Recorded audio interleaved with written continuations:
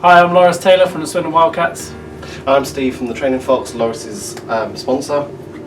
We offer first aid, early years, fire safety, moving and handling, health and safety and safeguarding training. And today, if you're ready, I'm going to teach you how to do some CPR. Right then, Loris, ready to give it a I am ready. go? See how you get on? Right. Hello, can you hear me? Can you hear me? Good. Then I'm going to call for help. Good. Someone help! Nice, I like it. Right, and then we're going to check for the breathing. Excellent. And then if you can't hear any breathing, we're going to go straight in, hands in. Good.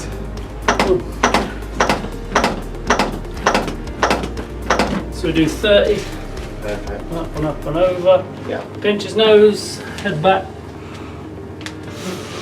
Nice. and then we're going to go straight back in. Good. Yeah, like it. Good news is the defib has arrived. Right, defib's arrived, so we're going to turn it on. Perfect. Stick the pads on where we need them. So we've got Remove pads from package and apply to patient's bare chest. Perfect. one up on the top. Nice. So that. Apply pads to patient's bare chest. Plug in pad connector next to do not touch the patient. So Analyzing then you've got to heart stay rhythm. clear. Shock advised. Charging. Everybody Stay clear of the patient. Right, everyone stay Deliver clear. shock now. Shock delivered. Boom. It is safe to touch the patient. And then you go straight back Straight in. back in. Yeah. Start CPR. And by using the defib, what you're doing is you're increasing that person's survival rate outside the hospital by nearly 68%. And that is it. That's it. And then he's back to life. Continue care. The miracle workers. Miracle workers.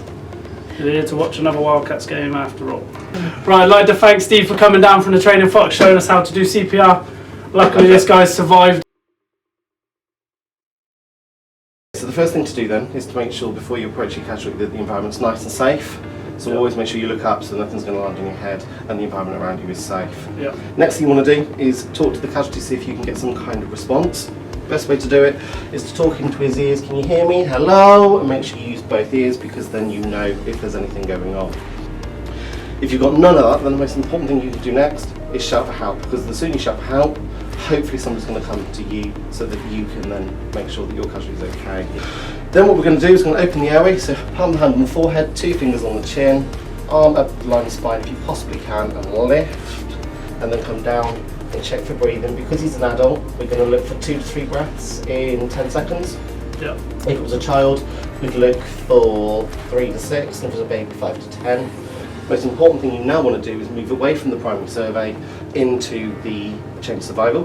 The most important thing to do now is to contact the emergency services, and the best thing to do, mobile phone straight by his head, because then you can talk to them and they can hear you, and they'll give you the advice anyway as you go. Alright, so if you get yourself into position as close to the casualty as you possibly can, we're going to take a heel of the hand, Yep. centre of the chest, like so, Yep.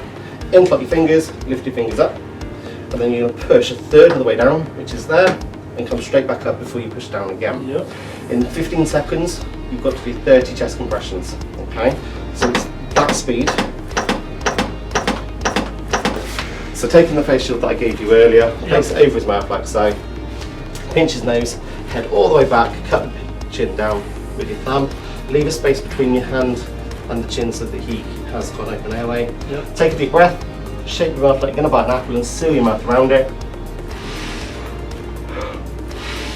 Blowing for 1 second each, making sure there's a second in between both breaths, and then go straight back into CPR. Yep. If you send somebody away to go and call 999 for you, ask them to bring an automated external defibrillator AED back with them.